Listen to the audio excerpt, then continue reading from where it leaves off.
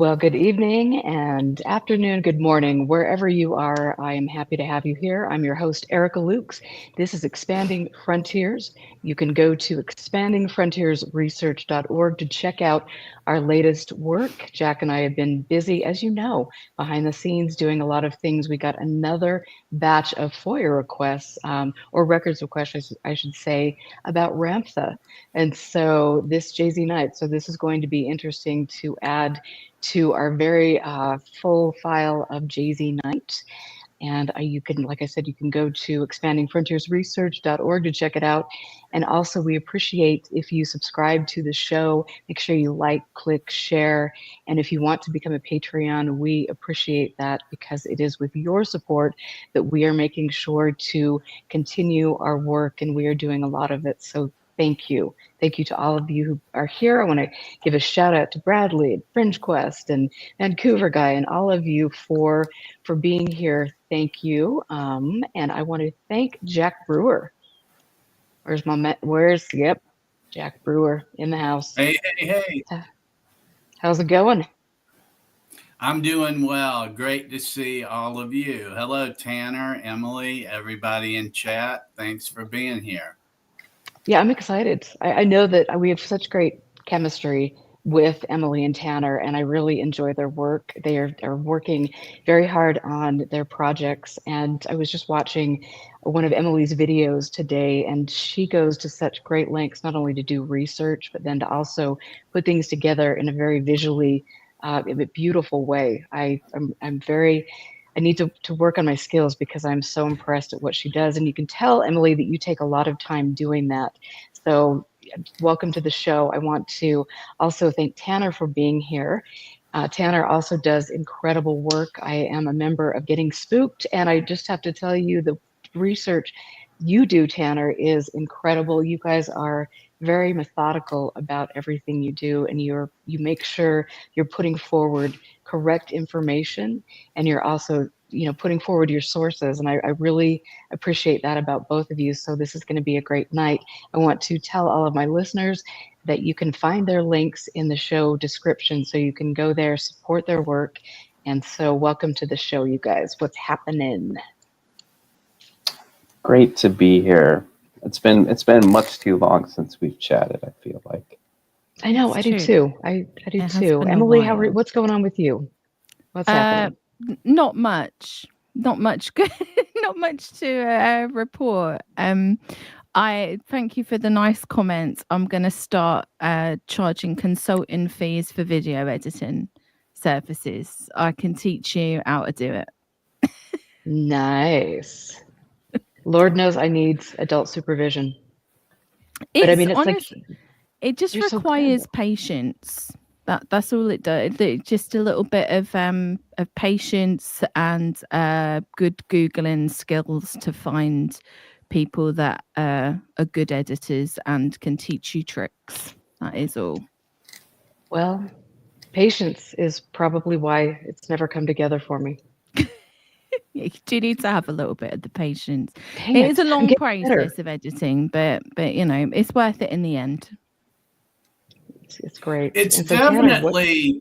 Sorry, Jack. It's definitely a process with multi-talent. You've got to, as you're suggesting, you've got to be able to do the research and choose a topic and get all of your information together. And then it's a whole different skill list to actually put it in video. But you were going to ask Tanner something, Erica? I just wanted, Tanner, what's up with you? What are you doing? What trouble are you causing? Oh, man. No trouble recently. The last trouble I can remember causing is when I went to a MUFON conference. I was thinking of going back this year, but they took online ticketing off of their options, and so I guess I may have to show up in person to get rejected as opposed to. See, I think you online. should do that. I think you should go, and I feel like that in itself would be a interesting experience if they saw you at the door and they were like, you know what, not this time. Not this year. Yeah, well, maybe. Well, it's But I not mean, even that's it's not even MUFON anymore, though, is it? It's just Pittsburgh UFO conference. That's not It's even still in Pittsburgh. it's still advertised on MUFON websites, but Was it? I think it did officially have to divest itself. Right. I wonder why. Right. Yeah, I couldn't say. I should go with you, and we could just sit front and center and take notes. Yeah, Well, I'd weren't you love that. mentioned last time, Jack? Weren't you mentioned in one of the things at this Pittsburgh MUFON conference? You were? Yeah, they called Jack's "The Graves Have Been Framed" a hit piece against David Jensen. Yes, he's my partner. Yeah, baby. I will wear that as a badge of honor. Thank you.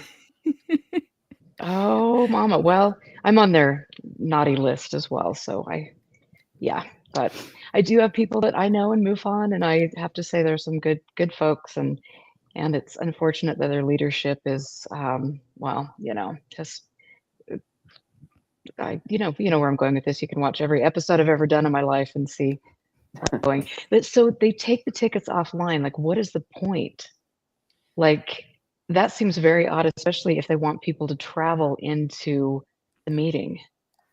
Yeah, well, I guess that's the question I had too, because it does seem like a long way to go to, especially since it's technically Pittsburgh area. It's not really close to, it's like 40 minutes out.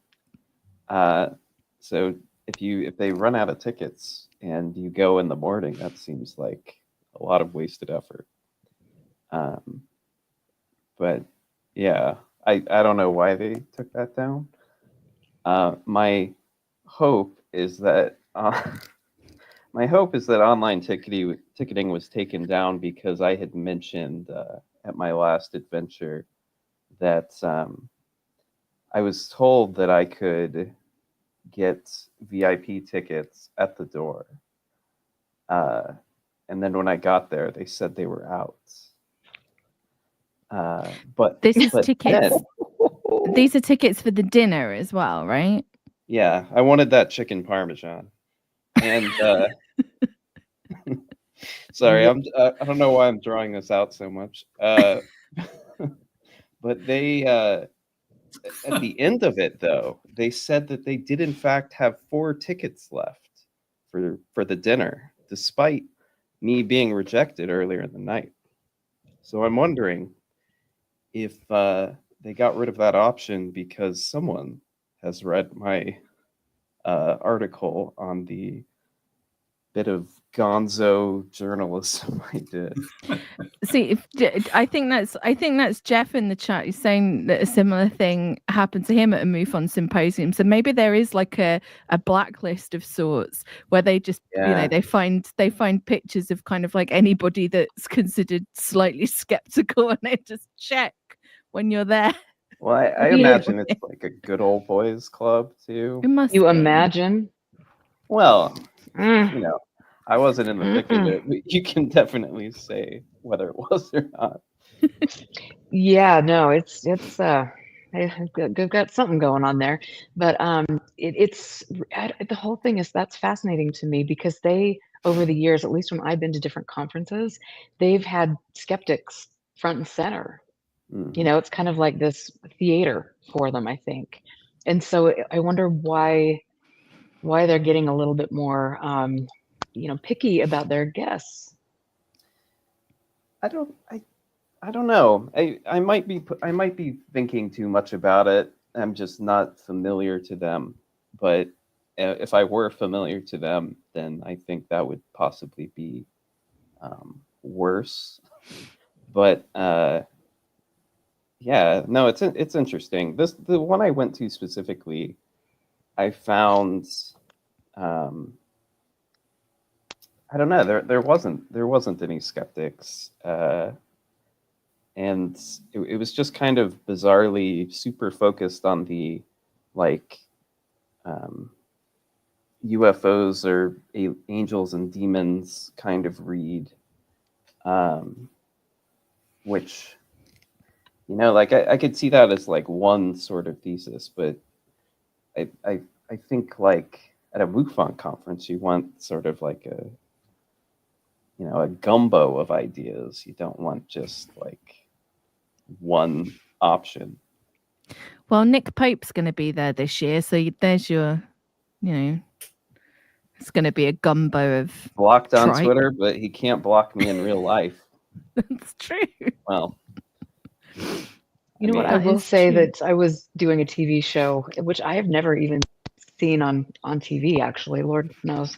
But I I overlapped my filming with Nick. And so Nick and I had the opportunity for a couple of days. And I mean, I have to say I had a blast with him. Like, he is a really funny, fun person to be with, but I don't agree with him on anything, you know, and he knows that, I'm sure, but he hasn't blocked me yet. Maybe that's a goal. yeah. Well, he brandished me as a vehement anti-Semite because I corrected him on a tweet where he said it was something. It was when like a lot of student protests were going on about Gaza and stuff, and he posted that the student protests were being anti-Semitic because they were saying no bagels. But the reason was that they had been given so many bagels that they were like, we've got too many of them.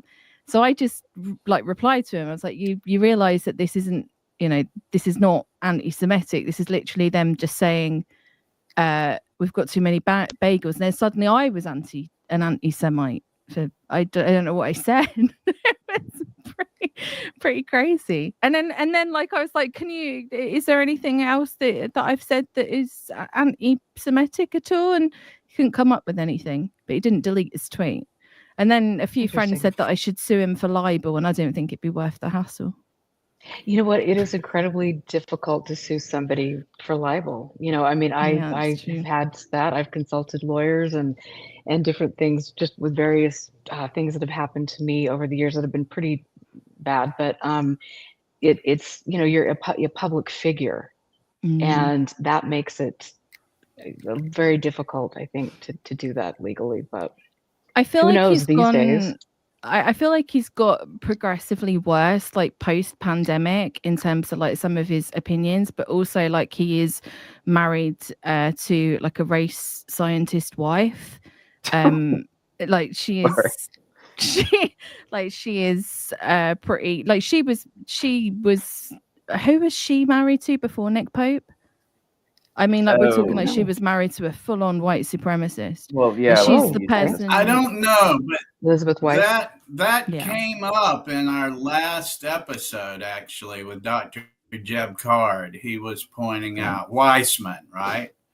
Yeah, he was pointing out the challenges about her opinions on different aspects of research. And I remember that happening with you, Emily, on Twitter. Yeah.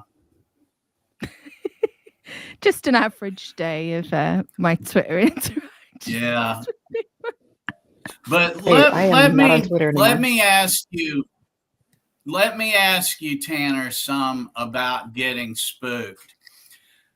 One of the things that I really appreciate about your deep dives into things is like I had written about the Gulf Breeze 6. You have taken that to a whole nother level, for example, and it can turn into multi-parts. It's almost like one major story will kind of be related to everything. Like, for instance, when Adam Gorightly wrote Saucer, Spooks, and Kooks, which I recommend, it's a very informative book on UFO culture and some specifics about it. It started out as a blog post and it became a book. And would you talk some about how when you're meticulous with your research, it's a lot more complex than just the cursory skimming 400 words, right? Oh yeah. I mean that's sort of the the like rub I run into a lot. Because I've been trying to post at least like once a week, just so people don't think that I've disappeared. And you physically probably can't do like that once a week at least. If you're doing like a deep dive, it requires reading multiple sources, multiple articles. I've wound up having to watch like way too many like like UFO influencer streams these days. I've had to watch a bunch of those, much as I don't want to, and yeah, and it you just kind of have to. I guess that's why I like the sort of like blog article format, is because you can always return to where you're at and reference something later or earlier if you need to in like a hyperlink. And I don't know, like it just makes it so it doesn't really have to end. It can be the most complete picture possible. I don't know if that answered your question, Jack, but I was trying. Sure. Yeah, it's always ending for now, right? Mm-hmm. Oh Yeah. yeah, I ended Gulf Breeze I think twice, and it's still technically going. But yeah, and especially like I've started doing like a really long series on Chris Bledsoe, sort of the people around him, sort of like looking into their backgrounds, how they relate to him, how they relate to other UFO personalities and events.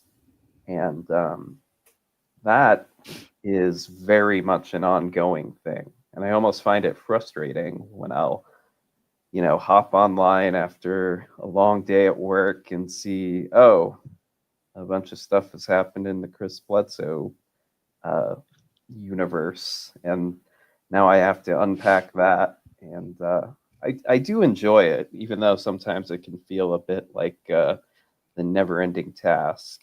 But no, I do just think, and you mentioned Go Rightly's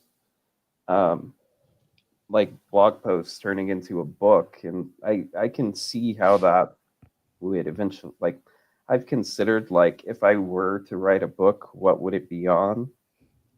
And I think surprisingly, there's a way in which like everything I've written could technically coalesce into one big blob. I don't know if that'd be a good book, but it could certainly be done. And no, that's just kind of why I think the format is. It's been very useful for me as like former academic trying to keep up writing. And so let me ask you a little bit about Chris Bledsoe and some of the things that you've found interesting, and some of the things that you found frustrating studying or looking into Chris Bledsoe and his case. Sure. So I feel like there are ways in which people are. Sorry, I'm trying to not hit my microphone on my zipper. I did that on Emily's stream, and it was apparently just a noisy nightmare. What I feel like people tend to be a bit dismissive of Bledsoe's like personal experiences.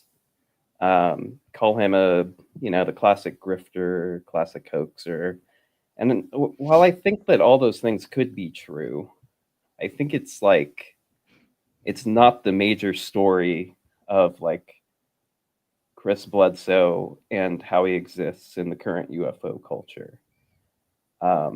Much more interesting is this like cult of personalities around him that come from kind of like different parts of the military, different parts of the sciences, and I can see how it could be as simple as these people are being tricked, but I think you're putting the cart before the horse a little bit when you do that. So I've tried to stay, I would say, like largely ambivalent about whether Chris Bledsoe's experiences are real. I report those as they occur, and where I really try to like peel back the layers a little bit is how he meets these people who appear in his life, what they tell him, and how that sort of reconfigures how he views his experiences. Mm. And I think that's where the most interesting and frustrating bits are. I've been very obsessed with finding out more about Tim Taylor, who's he's the mysterious guy in the background of both Bledsoe's story and D.W. Pasulka's work. And I read his book, and I feel like most people haven't read his book because it's nothing like you'd expect from someone who claims to talk with non-human intelligences, and they give him medical science ideas. It reads like an entrepreneur who really likes NASA. But that being said, there's things in the book that later sort of get rewritten when he's interacting with Bledsoe. So in the book, he just comes up with the idea for like a medical device, whereas in American Cosmic or some of D.W. Pasulka's other articles where he appears, it's turned into, oh, I did the protocols and I talked to the non-human intelligences and they beamed the idea into my head and I came up with this crazy medical device that's changing lives. And I just find that so fascinating that it's just like it's just like the same thing, but presented in a way that makes it much more mysterious than it is. And I think that's the case with Taylor a lot. Yeah. I mean, Pasulka tweeted recently about Bledsoe being a Benowitz situation. I think the tweet was deleted, but that's sort of kind of what I'm looking at, but I maybe wouldn't say it quite that plainly. But Taylor too is, he's presenting Bledsoe's whole family with like secret UFO PowerPoints and mysterious metals and things like that. And I just kind of try to pull back from it a little bit and think like, this is a performance going on right here. Mm-hmm. By all of them. Yes. I just had to interject that. Yeah. No. That's interesting. I've had many conversations for years with Chris, and it was interesting. One of the first things he did was present me the picture of Taylor in front of the big sign. He was speaking at a convention and different things, and so I feel like my impression, which could be I'm open to everything, is that I think he's part of creating that narrative. I don't, and it'll be interesting to see, is it like a kind of a Benowitz thing, or is he willingly going along with this very crafted charade? We, know, and I know that all of us have talked about the fact that people come forward with sightings and then they're easily coordinated, and people do swarm in and then present them with PowerPoints or medical documents from Skinwalker Ranch or A, B, C, and D. And then, you do have the potential for somebody who's being manipulated. So it'll be interesting to see where that goes. Yeah. It's cool that you're looking into that. No, well, yeah, and like I said, it's an ongoing thing, so it's a little bit frustrating in that way. But I think you're right. There's a way in which his initial reported encounter was like almost like I see why everybody was attracted to it as like, oh, I got to talk to this guy. I got to, but it's completely changed the more people he talks to, the more people coming from NASA, supposedly the CIA, all these different places. And he seems to use everything they tell him. And it's sort of turned into a convoluted, like, X-Files mythology episode. Yeah. Sort of like incongruous parts. The other interesting thing about Bledsoe is like, and again, like what you said about like UFO influences. So you have people like Jesse Michaels, for example, or any Danny Jones that will kind of like have the Bledsoe one, but that's kind of it. Like it's more just kind of like a long form interview versus like deeply researched into his story. Because if you research elements of his story, you will inevitably end up at this. Well, not every case will lead you there, but this one specifically, what he says about Red Star Regulus in the year 2026, the star will rise in the view of the Sphinx in Egypt, and that will herald a new awakening. That is literally, you can trace that all back to, well, it's people like, I think his name's, is it Robert Duvall? Something like that. It's all kind of Graham Hancock connected. Duvall. It's all really documented and written about in that book, The Stargate Conspiracy. And it's all really, really intertwined with the Edgar Casey, what are they called? ARE? What are they called? What's it stand for? I've totally forgotten. Research and something. Edgar Casey's ARE. I've totally forgotten what it stands for off the top of my head. But if you read The Stargate Conspiracy, amazing book, you will essentially find like all of the spiritual stuff that Chris Bledsoe's talking about.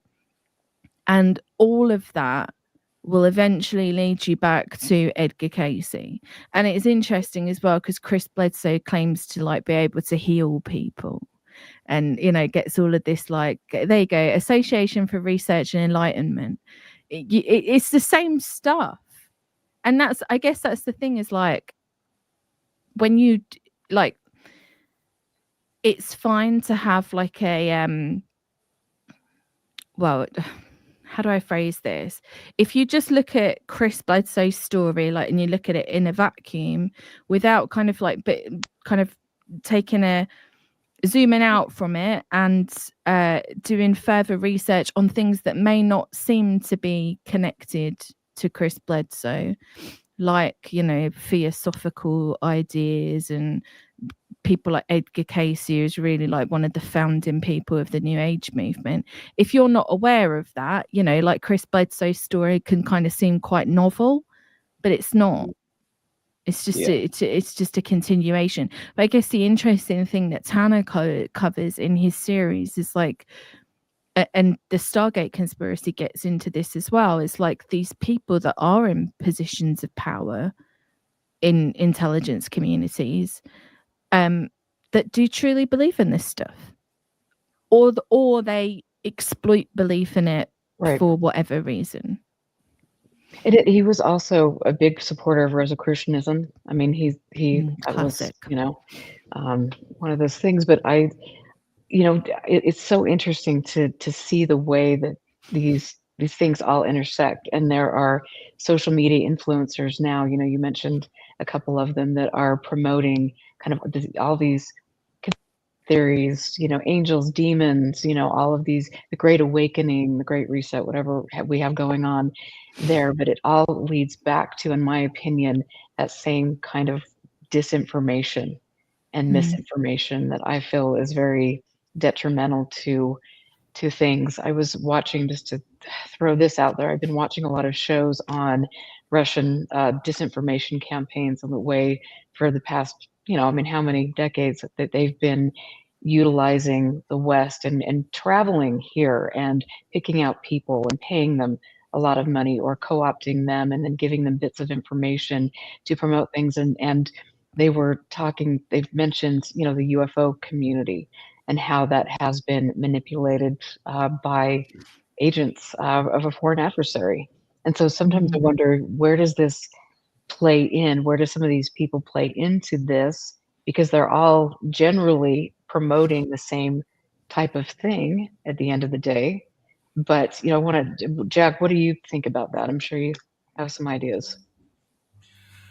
Oh yeah, absolutely. Like what Emily was talking about reminded me of like I could joke about it, like this new age stuff. Why, this isn't new at all. Yeah. I also like, okay, so you believe this and you believe that, and all these things you believe are going to happen. And sometimes people that work for intelligence agencies believe all this stuff, or at least they would lead us to believe that's what they're doing, hanging in these circles, which kind of insults my intelligence, but we'll stick with it. Some of them believe it, I'll put it that way. And it always is going to come down to show me, don't tell me. That's what it's always going to come down to. Can you verify your assertions? Can you establish as fact the things that you believe? Instead of just arguing a belief system, can you show us why we should accept it as fact? And identify when you're in a discussion with someone that's not playing by those rules, and recognize that you're not going to be able to communicate with them, not by those standards. There was an article recently on Joe Firmage in Bloomberg, and it was a deep dive, and I think it did a pretty good job. And one of the things I appreciated about it was the writers wrote what people said to him, and he didn't claim, he didn't bolster these statements, and in some circumstances he actively expressed why the statements were doubtful. He added some critical perspective on it, which I think is good journalism. It's one thing to just quote people, and then it's another thing to not do it without context or without any pushback. And so I think that's important too. And I agree with Tanner that what becomes interesting about these stories is the people involved in them, and what their agendas are and what their interests are. Like Gulf Breeze, I never was particularly interested in Ed Walters one way or the other. I didn't find him to be the most interesting aspects of the Gulf Breeze saga, even though he was at the center of it, or at least someone tried to make him a figurehead at the center of it. So I mean, I could give my opinion on lots of this stuff, Erica, but the bottom line is show me, don't tell me. And at the end of the day, there's just not really anything there with so much of it other than people's mysterious activity. And one more thing I'll say along those lines about Bledsoe.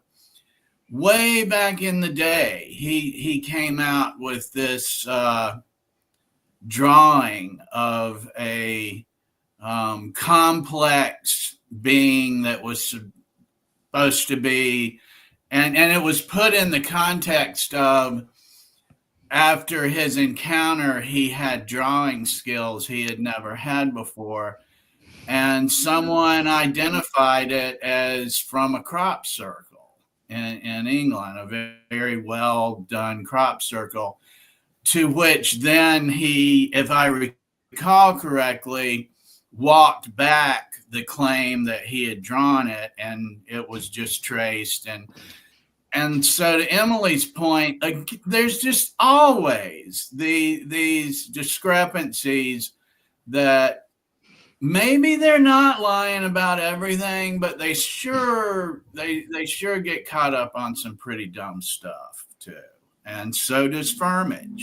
I mean, the records we've obtained on him, he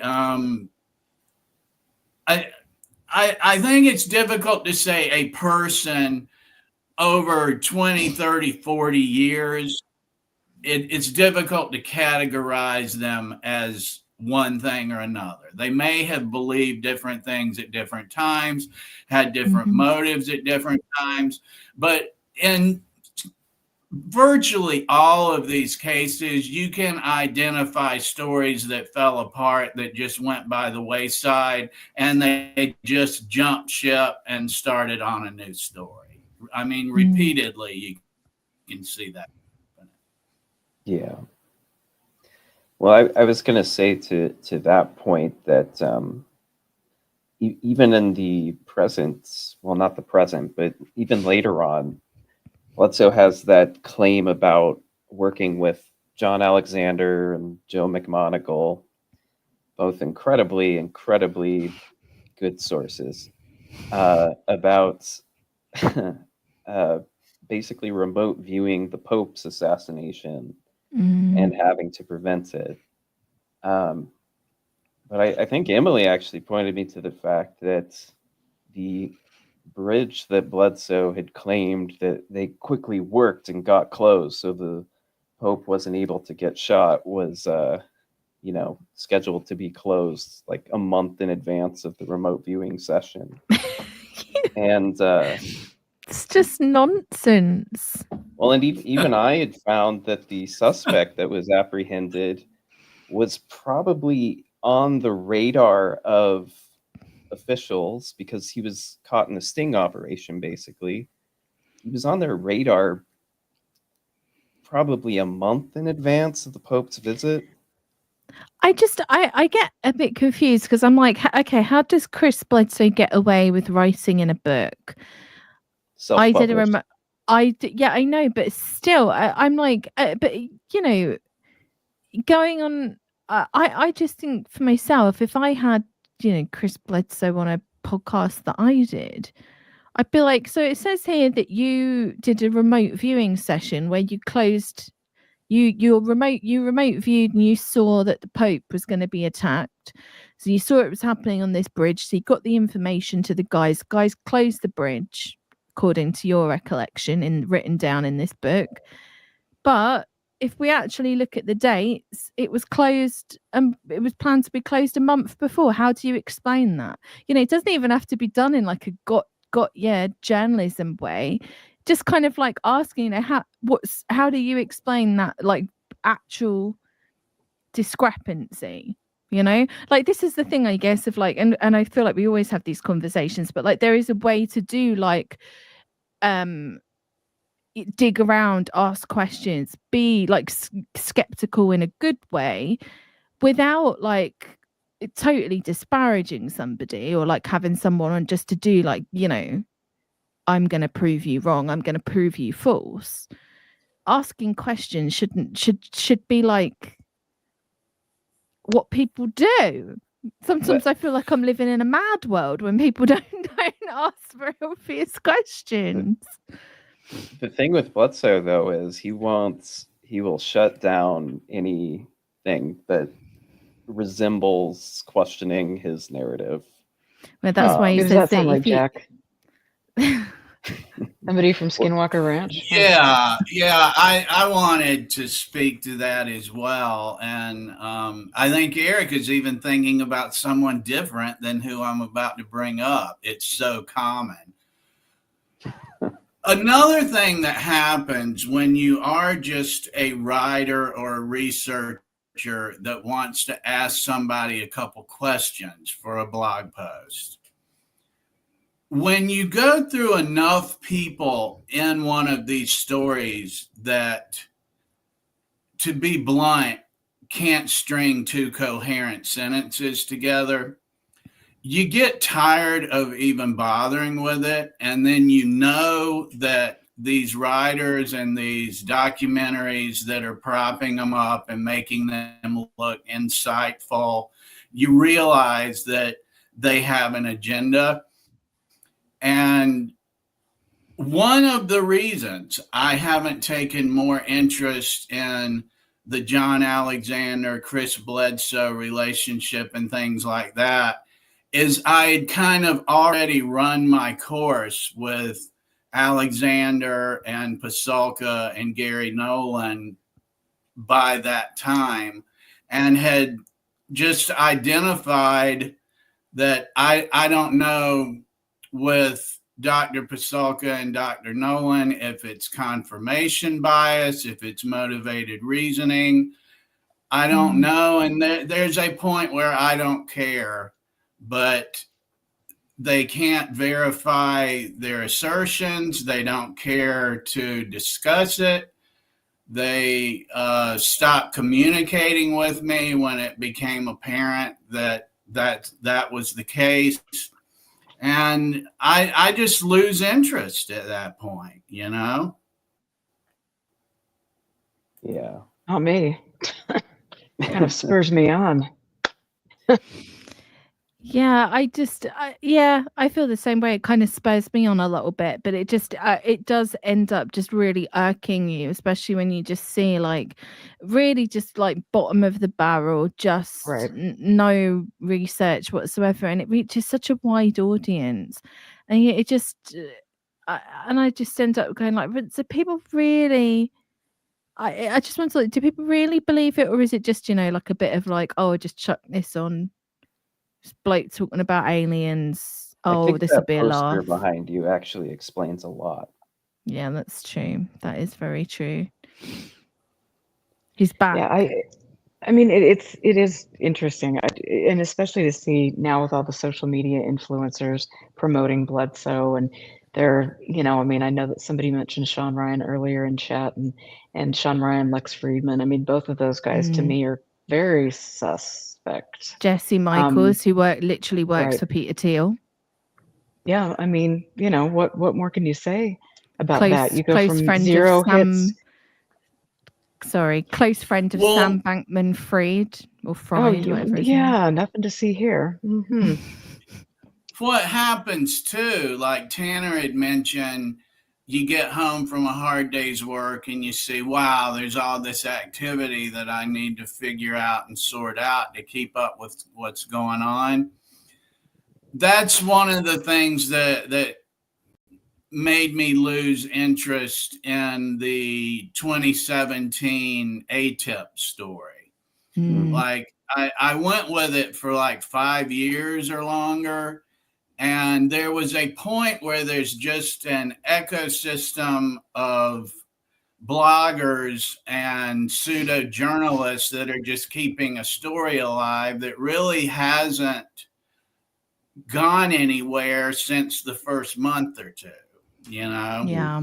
And so that happens too. You have to decide where to aim and sustain your attention. That's something that's actually interesting to you, that you don't end up in a shouting match with people over and over again, that like your whole position just becomes y'all aren't doing anything valid, Yeah.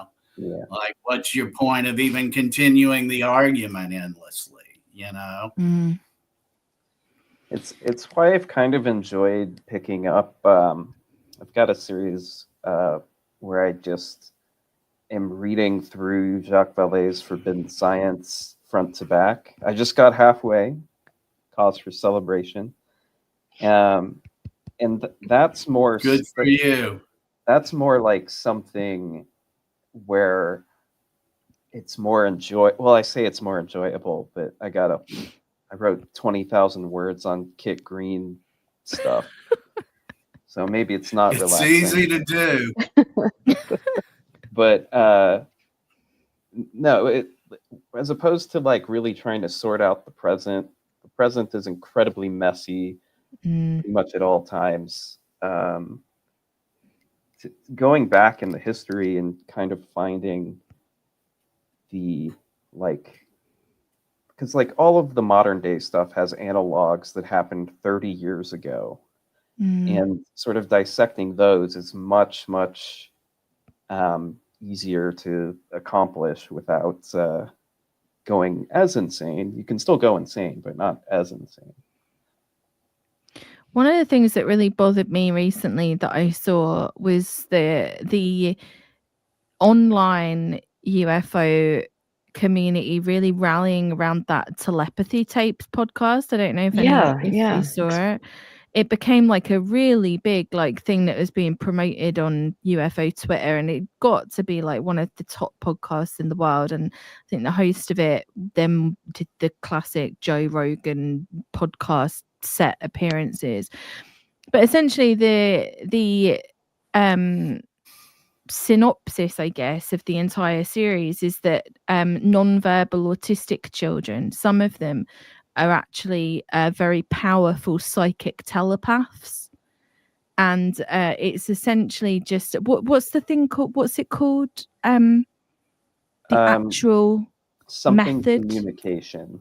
Facilitated communication. That's automatic writing and facilitated. Yeah. So there's been a lot of controversy about that over the years, and if you say this to people on UFO Twitter or wherever, people say no, it's not facilitated communication. But if you look at the examples, and they also put, they did this whole series, podcast series of all these wonderful examples about this non-verbal autistic child can suddenly communicate with all of these children, and all of this stuff. And then they said, if you really want the good stuff, the really good examples, that's behind a paywall on our website. But I I got access to some of it, and it's really like the exact same thing. It's essentially facilitated communication. There are multiple ways that the parents involved could have influenced it unwittingly or wittingly. But another thing that disturbed me about that, and again, I just thought, has nobody done any research about this, or just nobody just really care? But one of the parents involved in that, I think her son's called, he's called like Asher. I'm not 100% sure, can't remember the name. But I was listening to an interview with her, because on the show, he's one of the examples that's put forward as this real kind of like spiritual thing, because he can't communicate verbally. He says that he goes to a place called The Hill, where he communicates with hundreds of other non-verbal autistic telepath children. And I was watching an interview with his mother. This is before she appeared on this podcast. And just the way that he was spoken about, as somebody who's got a lot of autistic people in my family, I can't believe that you would talk about somebody with autism that way. I mean, like showing pictures of her child before he had a vaccine and saying, look at the life in his eyes. He looked like a normal, healthy baby. And then like holding up a picture of him just after a vaccination, saying, now you can see it's like there's nobody there anymore. And that's when all of the problems started. Like just talking about autistic people and non-verbal autistic people as if they can't communicate at all, which was just I trying to like put my words into a concise sentence, but like some of the most ableist, just nasty, I don't know if it's intentional, but like, and I don't even know if like the people involved in it understand the harm that they're doing, especially by promoting facilitated communication methods, which is absolutely what this is. and kind of also like the false hope that they give to parents that, oh, that your child can actually, one day you will be able to communicate with them in a way that you want to. It just, the whole thing, I don't know, maybe I'm an outlier in thinking that we should just let autistic people live their life and not, theorize whether or not they're actually powerful psychic telepaths, and then have that promoted by the whole of UFO Twitter. And I think that's a controversial position.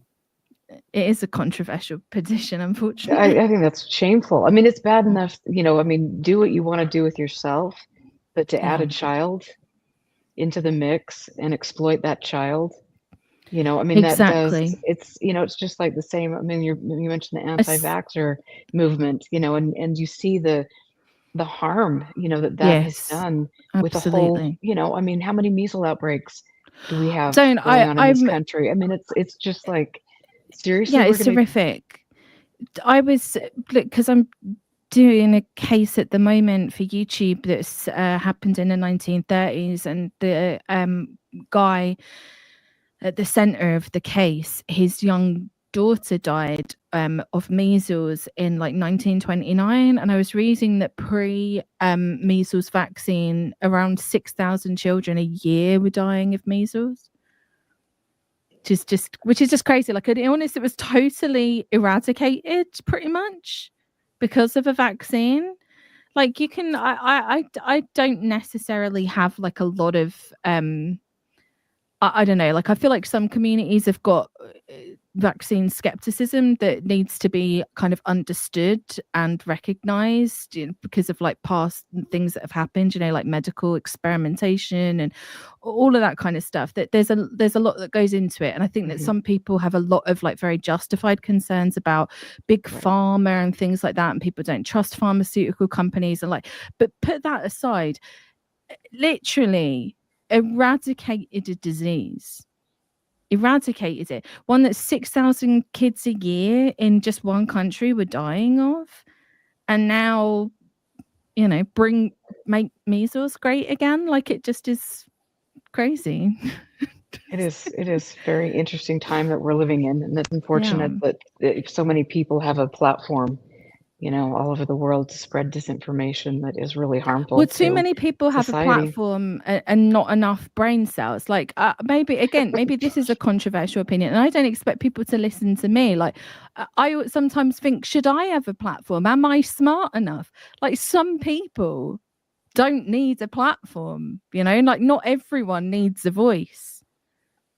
That's the thing that like I find about social media. It's like literally everyone can build a platform where people will listen to you. That's quite scary, because like I don't know, because there's a lot of idiots out there. Well, let's talk about that some. Emily is the creative force behind Weird Reads with Emily Louise, the YouTube channel. And she, as Tanner mentioned earlier, there are advantages to looking at a specific era sometimes, or something that happened in a 2-year period in a bygone decade that's not still fluent and changing. And you get some really interesting cases that you dig into, and then you make entertaining and interesting videos about them. How do you go about, Emily, selecting a case? Let's start there. How do you find these intriguing stories? I find a lot of them recently by newspapers.com. So I'm like a massive newspapers.com head, and because I have a very like big fixation on like the 1930s, because it's such an interesting era of like you're kind of pre-war, but you're also Great Depression, and it was like that whole era in terms of like the influences of things like theosophy, spiritualism, kind of, you've got this melting pot really of different metaphysical ideas that are all happening in this time frame, but it's also a period of real economic hardship. So you get a absolute boatload of cults. So I'll be honest with you, one of the things that I do to find some of these stories is I just search for like a year on newspapers.com. So I just like look 1930, and then I will literally just type in like cult, kind of occult kind of stuff, and I'll literally just look and see what there is and see if there's anything there. And I found like tons of different stories just by looking that way, especially ones that like I haven't seen many people cover before. But there are also ones that just kind of like come from my own interests. So like the UFO stories I find fascinating, and I have done for decades. But like I'll hear about a case and I'll be like, oh, just like, and then I'll try and find out more about it, and it's trying to like, how do I phrase it? Like I'll read like a summary of like a case. Say for example, like the Judy Doherty one, which was like my most recent UFO video. And it would just be like a kind of like a very small bit in a book, or it'll be a you know, like very kind of brief overview that's written up. But then when I dig into it more and I kind of collect from all of these different sources, so like I downloaded like, you know, 1,000 PDFs of like old UFO zines and stuff going back like 60, 70 years, things that I can just search. So that if I am starting to look into a story, I'll then like consult this like archive that I've built myself, and I'll find other little bits and slowly start like piecing together what the actual story is.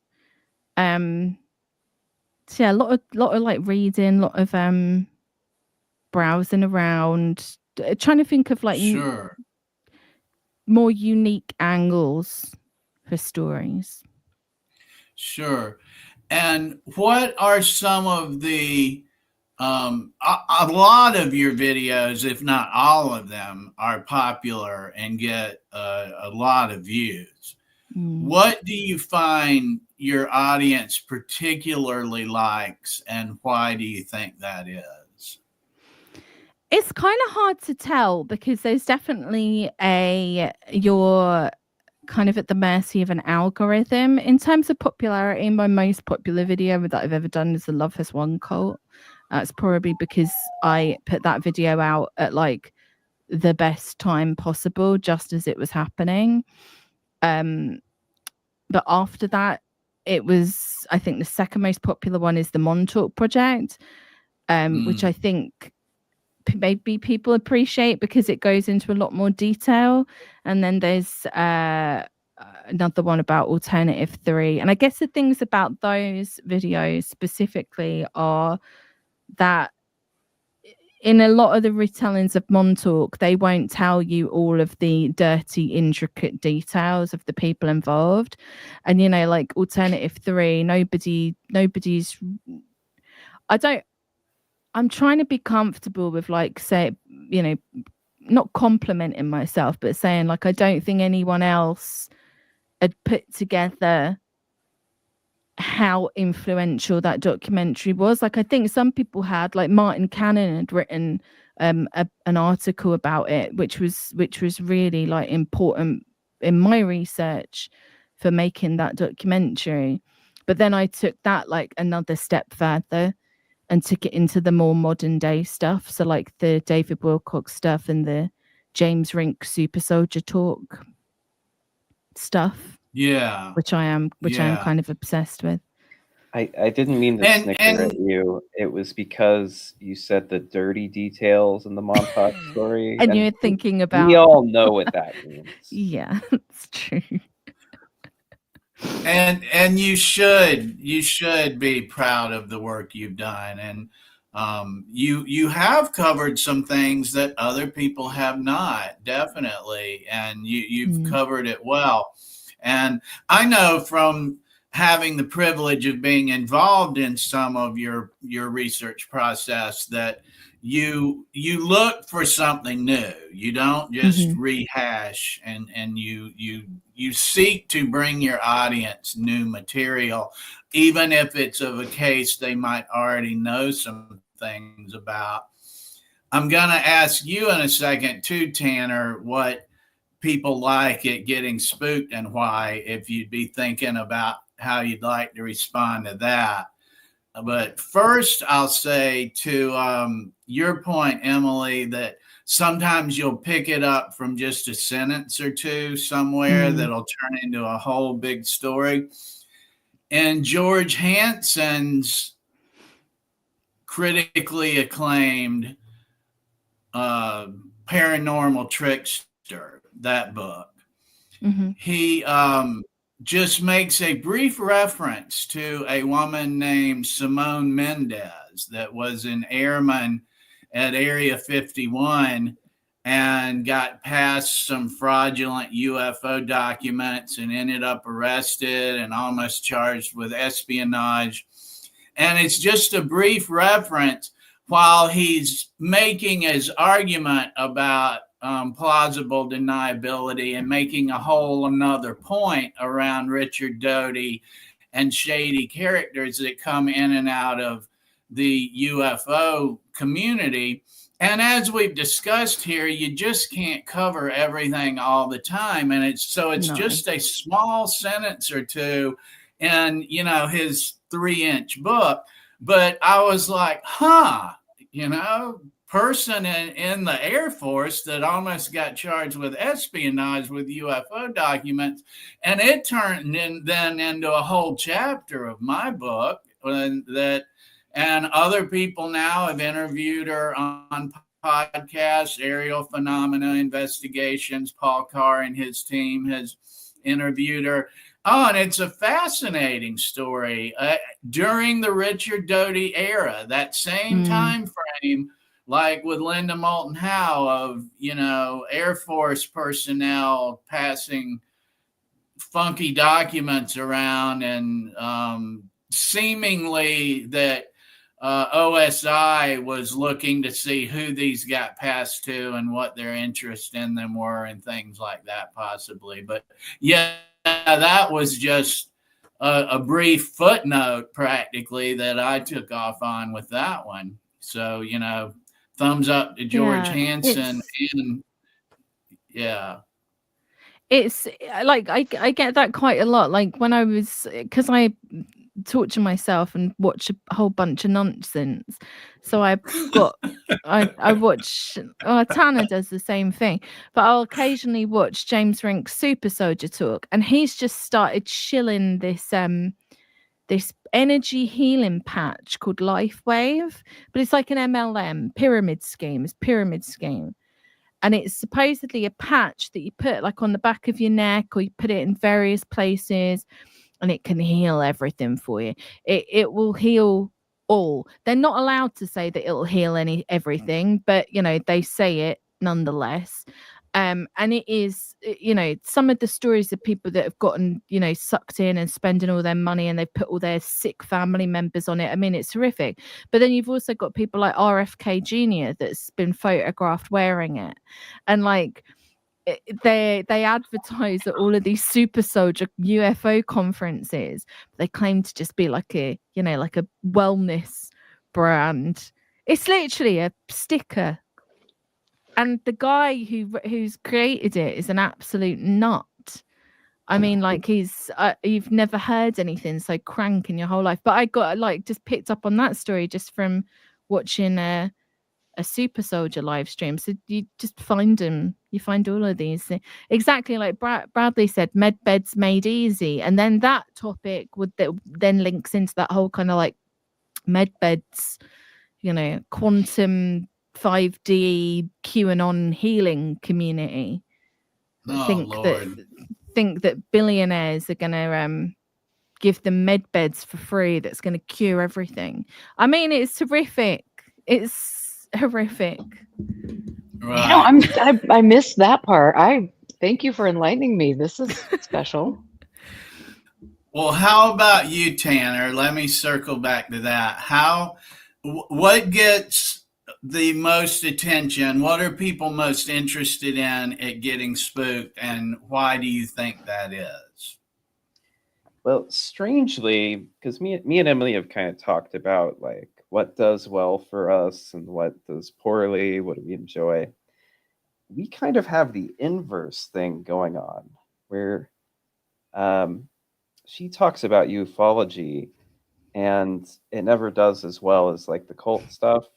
Whereas if I talk about modern day ufology, which is not my favorite thing to talk about for dozens of obvious reasons, that's for some reason does the best.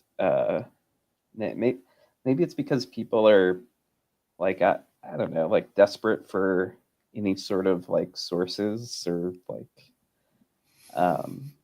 sort of like cohesive thing. Because that's when I do the modern day stuff, I try to stay like, you know, a little cohesive. It doesn't just randomly mention a bunch of separate events and not cite anything kind of thing. But you had mentioned George Hansen, and that reminded me of. I'm sure you've read his essay. I forget who the co-writer was, but will the real Scott Jones please stand up? I was reading that again recently, and I think that is like possibly key to a lot of different elements of the 80s and 90s in terms of like ufology and how it connects to like remote viewing and parapsychology groups, how that all kind of turned into one big puddle of mud, and the intelligence agencies were sort of showing interest in all stripes of it at that point in time. But but to answer your initial question, I'm sorry. Yeah, that the modern day ufology stuff does well, but I think like EFR is kind of doing these days, where you guys seem to just be doing like whatever strikes you, whatever like patrons request, things like that. It's not just like, I don't know, you're not following the like, you're not following a script, so to speak. And I think that is where probably the best research winds up happening, just because you're not doing it under duress. You know what I mean? I think people are also interested in your opinions, right? Like it's your take on a story, and that's going to be so much more different than anyone else's take on it, because you always put like a unique slant on whatever topic you cover. Are you talking to me? I'm sorry. Yeah. Okay. Well, I'm going to take credit for that. Oh, sorry. Oh, well, all of you. Okay. All of you. I just needed to have my ego bumped up here for a minute. So All I'm of just going to you, step right really. in, Tanner. All right. You know, No, I do. I like that. I do genuinely believe that, and that's also, you know, like it. I think of like when I was getting back interested in this topic, kind of like in the pandemic, and like trying to find kind of like more rational, more kind of like people who are grounded in material reality but still have an interest and are skeptical but not like intensely, like, yeah, we always talk about this, but there's the you know, the difference between different types of skepticism. Like there was, I was struggling to find stuff, and it's only, you know, been in the past couple of years that I feel like I've managed to find people who we may not agree about everything, but people that I appreciate their opinions and their voice, especially when it comes to UFO topics, because it's like it's sparse out there. it really is, you know, like, because it's an industry for a lot of the people involved, and it is how they make their money. And they have to make the money, they have to uphold the story. You know, you can't be making money on the conference circuit if you haven't got a good UFO stories. They have to keep, you know, churning that out. And then obviously if you're a podcaster, you need to get people on your podcast, otherwise, you know, that's not going to make any money. You know, like nowadays it is I guess it's always been like that, but does feel like a more of an obvious industry. So it's nice to find people who again, like, I don't think that our opinions are all exactly the same, and there's definitely a lot of diversity of thought, but a more, I'm just going to say, a more refined crowd.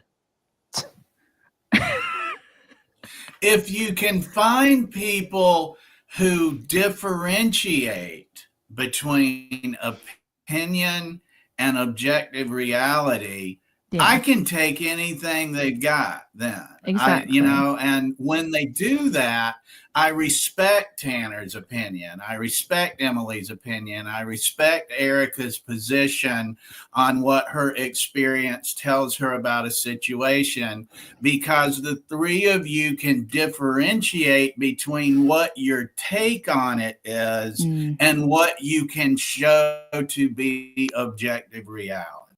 And that's important. Absolutely. And I want to just, if you don't mind, I want to go back, Emily, because I'm fascinated with both of you. I would like to hear your thoughts on the abduction research. I know, Emily, you've done a deep dive, you know, and great work on abductions and hypnosis, alleged abductions and hypnosis. Can you share some of your thoughts about what you uncovered and some of the aspects that might be potentially disturbing with regard to hypnosis? And sure. So first of all, I don't ever want to approach it from like discounting an individual person's experience, because I think that when you kind of look into people's personal experiences, there's going to be a lot of trauma there, even if it's not, you know, the result of a UFO abduction. And I think there is a tendency to kind of brush these people aside. They're crazy, it's hysteria, it's repressed. What is that thing that they said about women in the 90s? Repressed sexual hysteria or something, you know, like that, you know, get all these kind of like stereotypical explanations. More often than not, from almost every case that I've seen, it's, and this isn't all, but this is, I'd say, if I had to put a number on it, I'd say maybe a good 70% of them starts with something innocuous. I saw a light in the sky. I wasn't sure what it was. And then the person continues to think about it and goes on for a while, and maybe they start looking into UFO kind of stuff, and they eventually find out that there's a lot of UFO researchers, and you can go see a hypnotist who would maybe tell you more about it, and the hypnotist will take you back through seeing the innocuous light, only it's not an innocuous light anymore. It becomes something much more sinister. And from a lot of the cases that I've seen and looked into, there is very obvious, like, whether or not it's intentional, memory implantation, which is impossible if you have a subject who is susceptible. So, you know, you're then dealing with like a really like bizarre set of circumstances, because you've got somebody that like genuinely probably believes that this has happened to them, and then you're dealing with like the ethics of somebody planting memories or like suggesting things under hypnosis. And again, it works like an industry. You know, like it's like go see this guy does abductions, or go see this woman, she specializes in alien human hybrids, and then what do you know, the person comes out and suddenly they're an alien human hybrid. You know, it's disturbing, and there are lots and lots and lots of people out there who genuinely believe that they've had these experiences, and I think that so much of it is because of hypnosis and what hypnosis is doing to people's minds, their memories, making them believe that this is happening to them.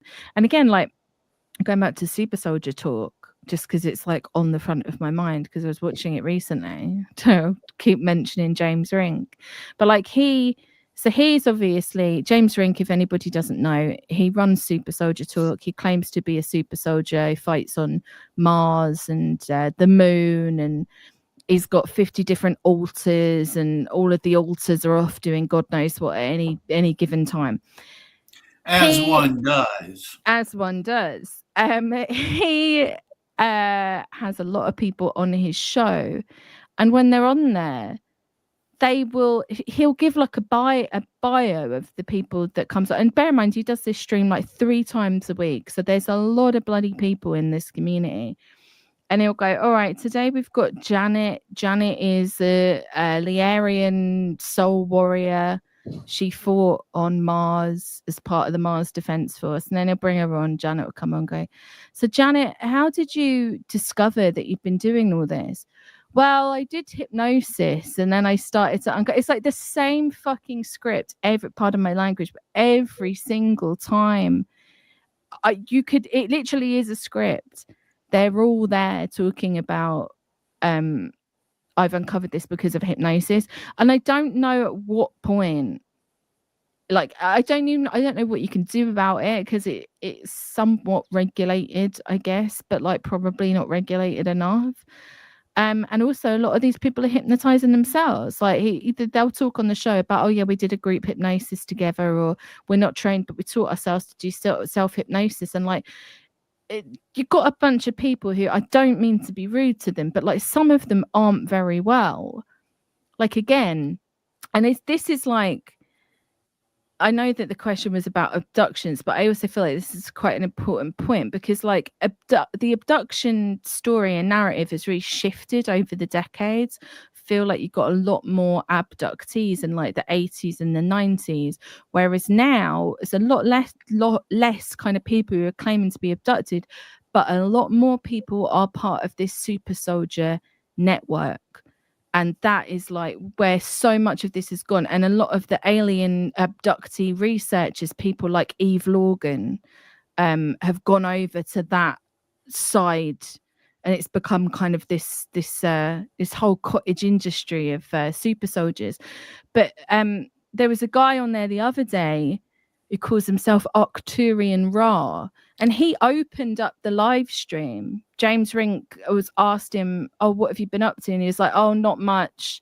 I had to take a step back because I got sectioned. I mean, he was under a psychiatric hold for like 2 weeks. Like, these people aren't mentally well.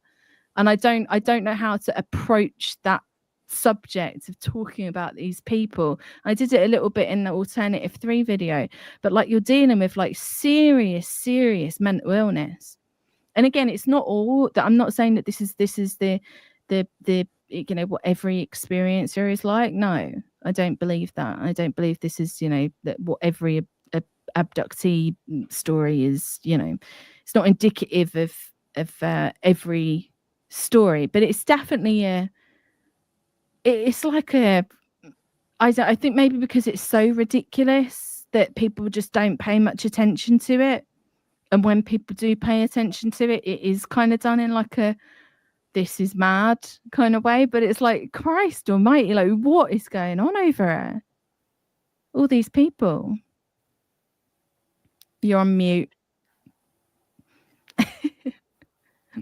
Yeah, sorry. Thank you so much for keeping track of me. I just have to say thank you for sharing that and raising concerns about that, because I, you know, I've talked for many years about going to different conferences, and the early 6 a.m. we're all meeting in a conference room, and we're going through these guided hypnosis, where everyone is being primed to believe things and to believe they're special beings, and we're all special. But I mean, it was so alarming to me to see people that are relatively healthy individuals who are getting sucked into this, like we have with QAnon or different things. It's like, just trying to find a place of belonging, and then one thing leads to another, and you're going down this rabbit hole. And I know I had Leo Sprinkled do a reading for me just for fun way back in the day, and that was quite interesting too. I'll have to try to get that and you should. load it,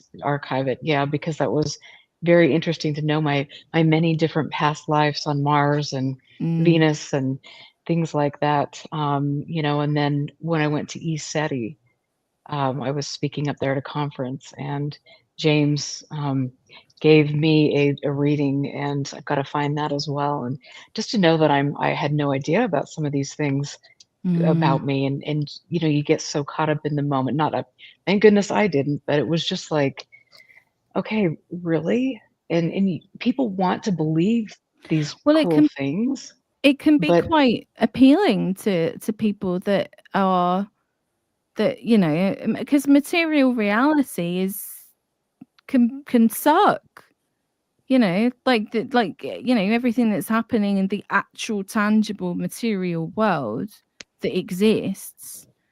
And I guess that's where I have the big issue with so much of this stuff, because at my core I am a materialist. I believe in what I can see, what I can feel, what I can touch, what I can smell, what is actually going on around me.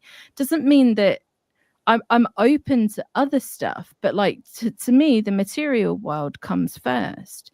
But if your material world is terrible, and you got no prospects, you're maybe suffering with depression, you're looking for some sort of solace, or the most important thing of all, community, and then you've got a primed community there. And people, it's a great YouTube documentary maker, Oki's Weird Stories, who did a great video where he infiltrated James Rink's super soldier groups. It's as easy as just making up a funky story, and then you'll be on there, and then you can go to the conferences and you can meet up with the people, and you can give them $2,000 to go stay with them at a retreat where it's all hypnosis and Montauk mind control stuff. And I don't need to know virtually anything about them to feel confident in saying, and they'll embellish your story for you, right? Oh, they'll help you build it. Yeah. What's that bit in Oki's documentary where he's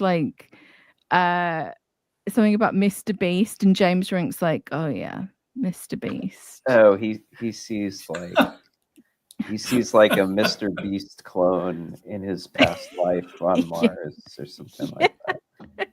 And James Rink's like, right? Yeah. They'll take it and they'll take whatever fake story you've made up, and then they'll just add it to their lore. Yeah. It's not to keep harping on about it, but I said this to you, Tanner. I was like, how do they keep the story straight? And doesn't he ever go well, hang on a minute, I've never met you and you're claiming to meet me, but and Tanner was like, no, it's all alters. So James don't know, it's one of his alters that was involved in that. Well, it's sort of like why I find the multiverse, the reality as a simulation kind of stuff particularly frightening, because I think it can, if that proliferates enough, it can create the same kind of unreality that we're seeing in Super Soldier Talk on a really broad scale, because a lot of people believe the simulation hypothesis. And that's one of those things where it's like, all right, you can't really prove that. Mm-hmm. And it leads people into that. So, though. It leads people into that, like, viewing other human beings as NPCs. Mm-hmm. They're not real. They're just non-player characters. Yeah. I'm the star of the show. Yeah. And then, super soldiers. I mean, just think of, really? Seriously? I mean, that in and of itself, it's like, let's brainwash and activate a whole bunch of super soldiers. That sounds fun. Yeah. It's scary. I've been talking to Tanner this week about I want us to start a podcast together called Talking Super Soldier Talk, where we just watch that week's Super Soldier Talk and commentate. That'd be fun. You guys should do that. Like the old Talk Soup show, except about super soldiers. Exactly. I was worried it would be too much of like, oh, well, every episode's the same. He talks to the person, they got hypnotized, they had past lives, yada, yada, yada. And I wonder, like, will there be enough differentiation for it to be funny? But occasionally, I think so. I think you guys could be really fun doing that. And I think that's one of the best ways to kind of disarm some of this stuff is to make light of it. So it's an easier sell for people to kind of come down that reality of saying, okay, this is really ridiculous. I mean, that's a good, I think you should do it. That's my personal opinion. All right. We'll work on it then. So, Tanner, your thoughts on alleged alien abduction? What would you add to Emily's assessment? Well, I would like to cite the book "The Graves Have Been Framed" by one Jack Brewer. It's probably one of the best works, at least it's my. It gets closer to what I'm interested in the alien abduction phenomenon, because it's taking into account a lot of the more like parapolitical stuff that lurks in the background of some alien abduction stuff. And I'm not the world's biggest like MyLabs proponent, but it's one of those like hypotheses that is much more grounded in reality than little green men, gray aliens. And yeah, I mean, that's sort of where I have been stuck on the abduction thing recently. Is it tends to get, you have these hypnotists and it's accepted that they can implant ideas, but a lot of times skeptics tend to like stop there, whereas it's like you should be looking into other possible motivations into implanting memories in people, even in terms of alien abduction, because that could be an immensely useful tool for intelligence agencies. And Graves Have Been Framed kind of touches on that a little bit. I think the Hill abduction is probably the most interesting case where that might have had some credence. And of course, I started getting spooked with the Bosco Nedeljkovic allegations, claiming that the Villas-Boas abduction was a CIA operation that was misconstrued later on. And I mean, I got really into the weeds with like Bosco's background and things like that, to the point where I'm not even really sure how to take his claims about alien abduction. But I think it's one of those things where it's like, well, this certainly isn't getting as much airtime as, the classic regression hypnotist explanation of UFOs. Not UFOs, but alien abduction. Whereas, the CIA was doing some wacky stuff in South America around the time the Villas-Boas incident happened. and they were doing some wacky stuff in the United States around the time the Hill abduction happened. And I think that's where I'm sort of doing a rant now. That's where I really get stuck on it, is that the first three abductions I think of is you got the Hills, Billis Boas, and even Jerry Irwin, who gets kind of pushed to the wayside sometimes. But that's another case where in the background you have him getting hypnotized, pumped full of truth serum. He seems to show like weird post-hypnotic amnesia. And I don't know, like those are the things that started the abduction phenomena.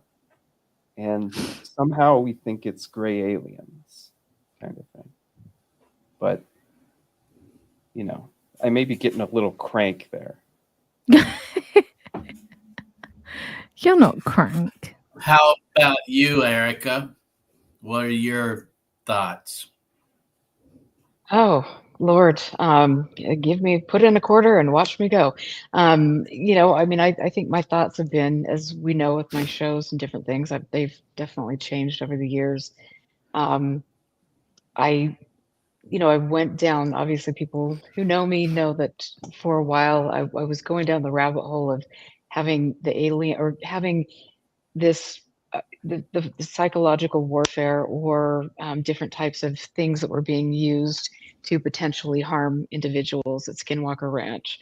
That kind of, going down the Martin Cannon rabbit hole that he went down and did really great research on. But I wonder again if that is used as in a sense of like myth making. Is there a reality to that? I don't know. I change every the more I learn, the more I change my thought on that. And I think all these things are used as a way to obfuscate what's really going on. Of course, we know the CIA and the FBI and intelligence agencies all over the world have engaged and are engaged and are engaging in some very nefarious things. And is the UFO topic a great cover for it? Yes, of course it is. But I don't know. Jack. What are your thoughts now?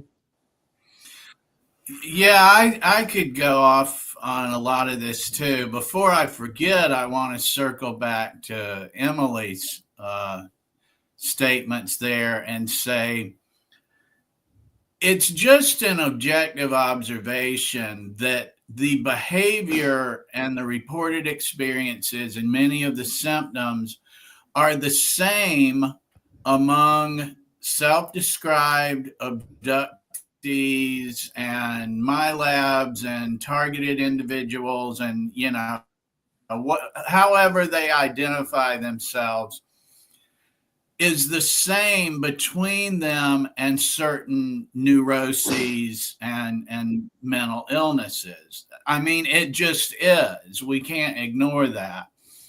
So it would seem to me if I had a story and I believed it had happened to me, regardless of whether I wanted to go public with it or convince anyone else or not, I would want to work with qualified mental health professionals, and I would need to do something to separate myself from the symptoms of mental illness. Like what makes my story different from walks like a duck, quacks like a duck? That would be important to me. And that requires some introspection and some self-honesty. And you kind of have to start with, I might be wrong. I just might be wrong about what I think happened to me, and explore it from there. Like the certainty is concerning. The victimization can be concerning. And I'm more impressed, or at least I'm more empathetic maybe, of people that shrug and are like, I don't know, this is what I perceived happened, but it's been a long time ago. I really don't know. Memories can be funny. I don't know. But I mean, we Mm. can't get around that symptoms of certain mental illnesses are the same as certain alien abductee behavior. So we have to, as researchers or as experiencers, figure out what makes any given story different than those mental illnesses. I mean, you're just right. I mean, that just is what it is. So let me just The interrupt you other here. Sorry. Sorry, Sure, go ahead. go ahead. No, go ahead. You go ahead. And Tanner's saying, there's documented confirmation of people that were drugging people that were not aware such strong substances even existed, didn't even know in the 60s and the 70s. That had some fallout on culture. So until we know conclusively what all those different types of fallout were, it's reasonable to have some theories about how it may have manifested when, I mean, they were literally spraying chemicals on subways and not knowing what became of the passengers. I mean, what happened to the people that night, So let me just, I mean, go ahead. I'm just going to cut you off either way, Jack. I'm sorry. I just want to go back to the victimization part. And I think that, again, we can do the, it's either this or it's either that, or, people with mental illness, not that any of you are doing that, or, things like that. But people that have been really, truly traumatized have screen memories. They have memories where they're trying to really disassociate from the trauma, and that can have a lot of effect on people. And so I want to make sure, because Emily, in your, I think your second to last video about abductions, and you're saying that some people went so far as to poo-poo hypnosis or to poo-poo certain things, that they were really undermining people that could have been potentially victimized. And that to me is I go down that hole, and that, as really is quite alarming to me, and we need to talk about that. Absolutely, because obviously, again, it's when skepticism goes a tad too far. I don't know if that's even the right way to say it, because it's people like Elizabeth Loftus, right, who's done, in some cases, valuable work on false memories and how false memories are created, but then has used that work to directly discredit people's memories of events, specifically survivors of really traumatic, horrific incidents, most oftentimes involving incredibly powerful people. And talk to anybody that's had a traumatic experience, and a lot of, it's not, again, not a monolith, but a lot of people will tell you that they don't have memory of it, or their memories are very vague, or there's, they remember bits and pieces, or one thing jogs a memory. I think the most important thing, and I got a lot of feedback from that video that I thought was quite positive, that people were saying about, people were in the comments saying that they had traumatic experiences, that they had kind of didn't have access to those memories anymore, but they didn't do hypnosis. And eventually, when you start, just kind of letting memories come back to you, if it has happened, it may come back to you. Your recollection of said traumatic event, but that's a very common, that people who've had, traumatic childhoods won't be able to remember huge chunks of their childhood. It almost is like it doesn't exist. So yeah, memory is very there's still so much we don't know about it, but like, I guess the point I'm trying to make is that you can like overcorrect with the whole memory and hypnosis thing. And I feel like the important part is like, yeah, there is an industry of people who are and just to address the comment, yes, the recollection may not be entirely accurate even if it comes back. So yes, but there are a lot of people who, you know, again, like we're debating people's experiences, or you know, you can't. I mean, you could debate forever on, is somebody right, is somebody wrong, did they actually experience this, did they actually not experience it? Like, to me, the most important thing is like looking at the people involved, looking if there was any kind of what you could point to as like deliberate implanting of memories and the exploitation of people who probably have had something traumatic happen to them. And then I think it's important to not overcorrect. So again, like, people quote Loftus all the time, and I don't think there's anything wrong with that. And she has done, you know, research on memory and how it works, and how your memory isn't always reliable. And I think everybody knows that. But again, she's kind of used that as intentionally or not to discredit real victims. And that is where it goes too far for me. Well, there's a monetary value on both sides of that equation. Because Loftus is doing it for it's paid a very handsome fee. Yeah, the fee from different defense teams. And then on the other side, you have hypnotists basically getting a lot of, you know, there's a big industry in the war on memory. Well, and then there are people that want to, discredit the victim, you know, and different things like that for their own gains. But I just, I think at the end of the day, I'm sure we could probably all agree that the people in the UFO sphere are not qualified to be dealing with some of these things.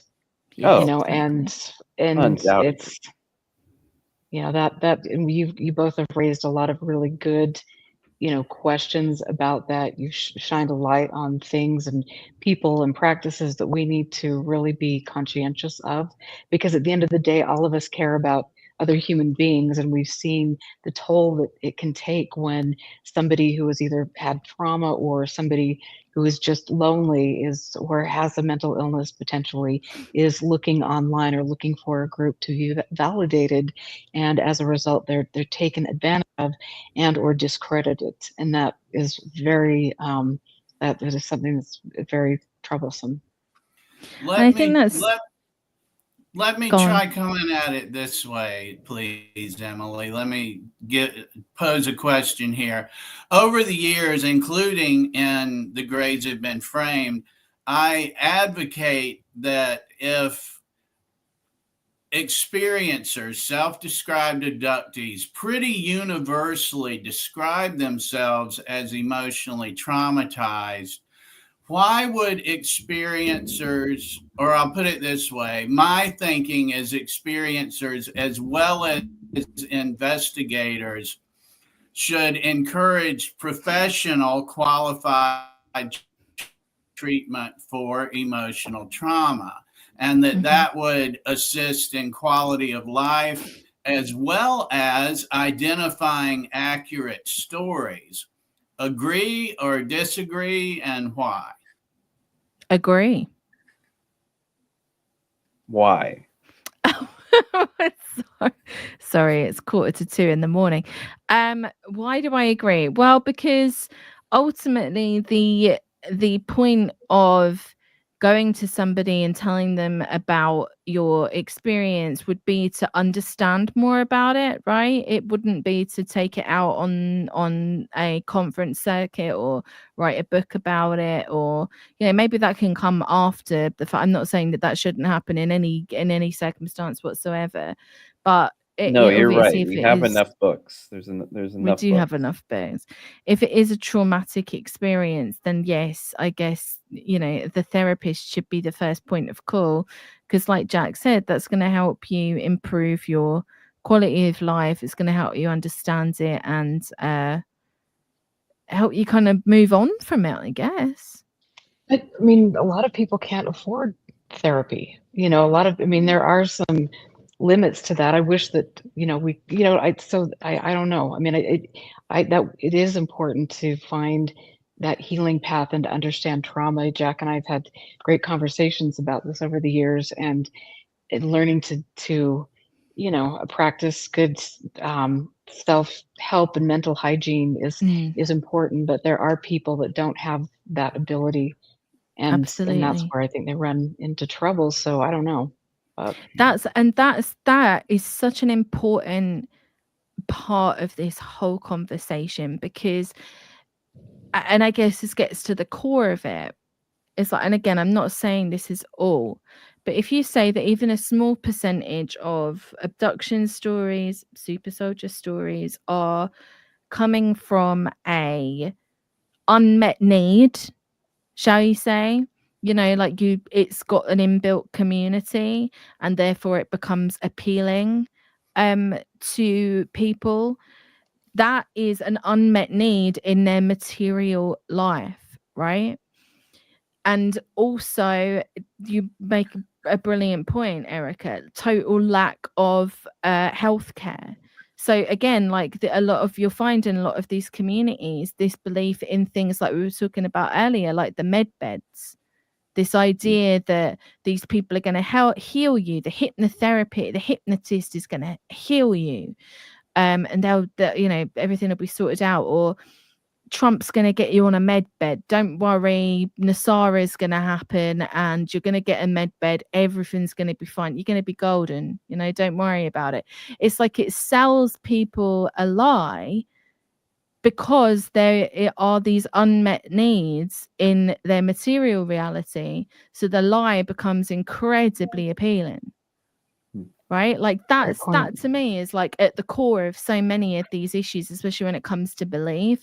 I know like Tanner approaches it from a little bit, I guess, like my research and work is although there's a lot of like intersection of mine and Tanner's work, I feel like mine is maybe a little bit more on kind of like belief and why do people believe in the things that they do, whereas I feel like Tanner comes from a bit more of like a parapolitical angle, looking at kind of the intelligence connections and the people that in powerful places that promote a lot of these stories. But like for me, I just think like you wouldn't get this many people believing in this amount of stuff if there wasn't something like really like going unmet in their day-to-day lives. Does that make sense? Sure. Yeah. Sure. Yep. And I think that point about like the therapy and stuff is a very important point, because people should be able to have access to a therapist, but a lot of people don't. And what do they have? They have the med bed stuff, crazy. Absolutely. Thank you for that. Those are really great points. One of the things I wanted to hit on with the Hill case that Tanner brought up, it really does depend on how you're indoctrinated, for lack of a better term. How did you come at this stuff? Did you learn about it through Friedman or Martin Cannon? I mean, that can really determine how you look at it. And there's a part of me, Tanner, that looks at that case and goes, 1960s, interracial couple, and that will be like the 15th point of the case people talk about. Yeah. When it's like mind numbing that would be just random, coincidental from the aliens that had European accents. Mm-hmm. Mm. And that's the thing too with Simon, right? He wasn't interested in whether they were aliens or not. And in most of Barney's recollections, they look like, I think one time he describes them as Nazi, another time it's like a redheaded Irishman, which, I mean, I know Vermont's a colorful place, but that could just be like, you know, seeing normal people Yeah. in like a uniform. And yeah, I mean, I don't know where I was introduced to the case, but you're right that it sort of just gets completely changed depending on who's telling it. I think you probably do Yeah, some of the best retelling of it, if I might say and so I myself. thank you. And I'll concede I'm cherry picking with the implication that, you know, they were kidnapped by Nazis that were working with the CIA. Because in order to do that, I have to say, okay, I'll take her report of a doctor with a German accent as literal while I throw out other aspects of it. So I'm willing to concede that.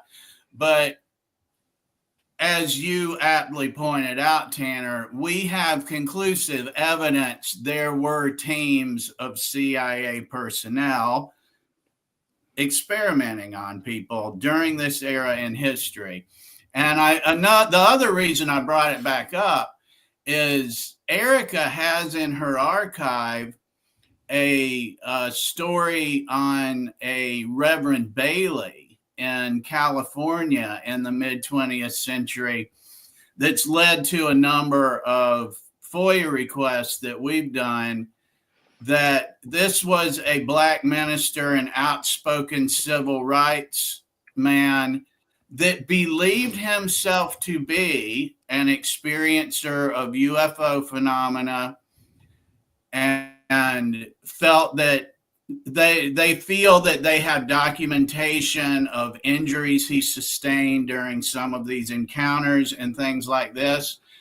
And we have, via Erica's archive and FOIA requests that we've done, documentation of this man reporting being kidnapped and hung in a tree by a belt from what police believe were white supremacists.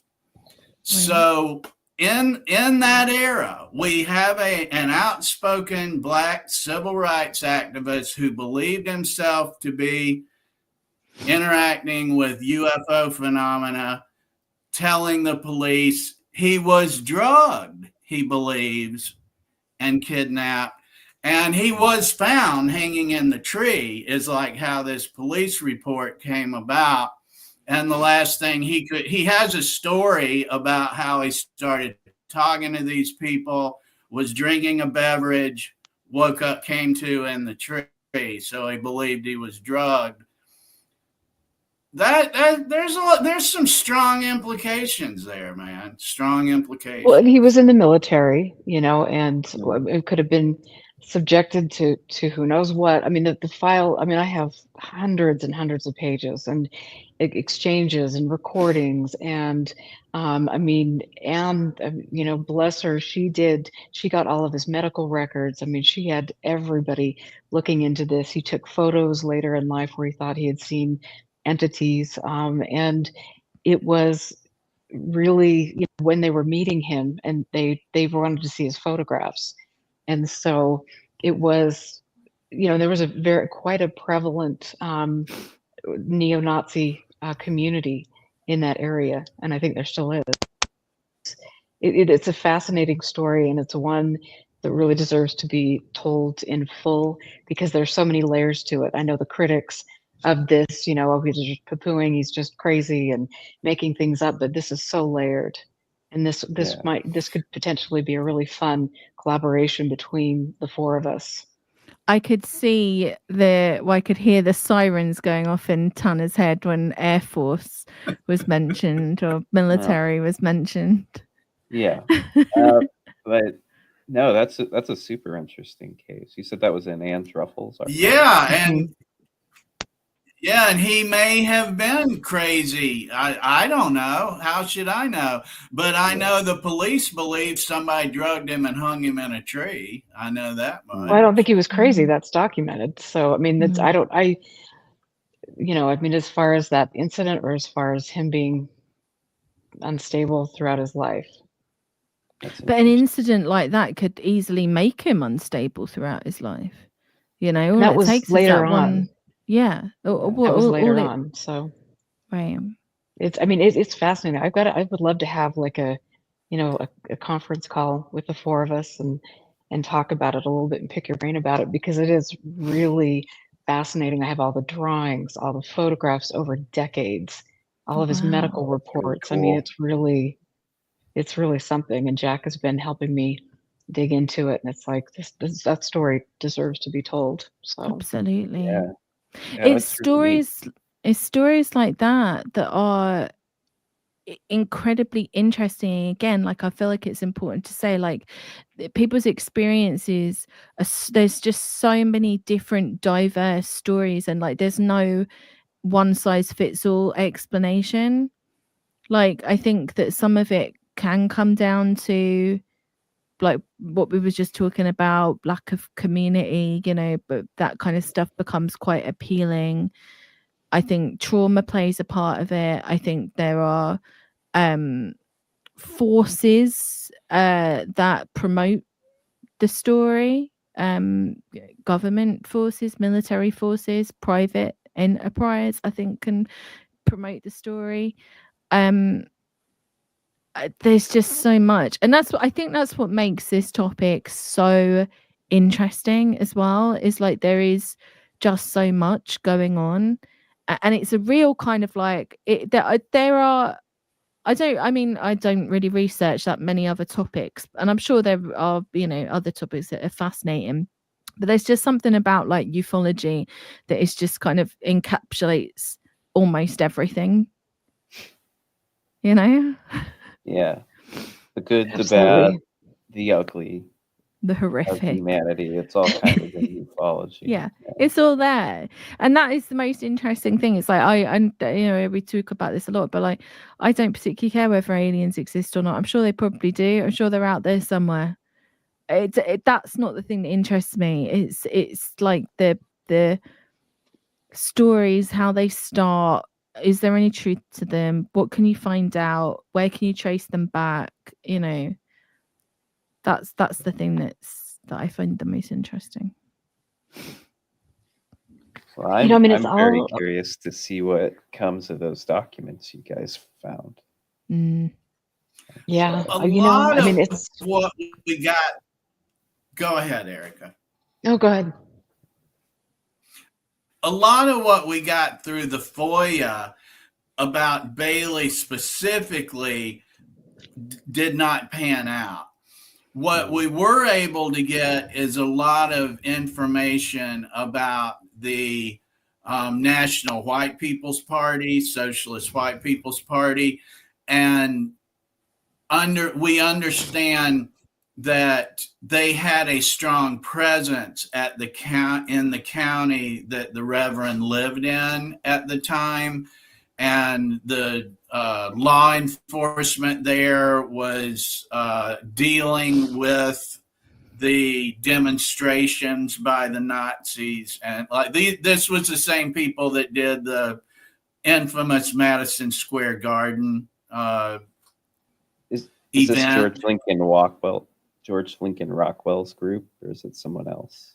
I don't know. I'm not familiar with him. This is the one that Lindbergh fronted. Right.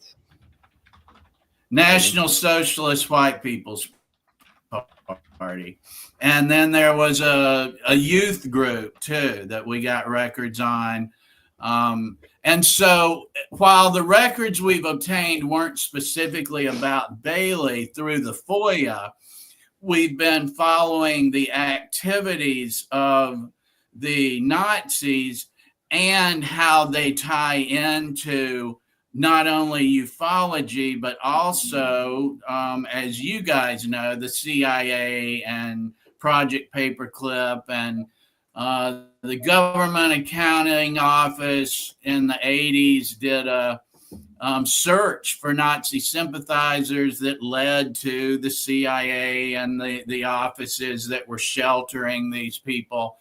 And Erica has Ann Druffel's files that have these dozens and dozens of pages about Reverend Bailey and his reports and NICAP's investigation of him from a UFO perspective.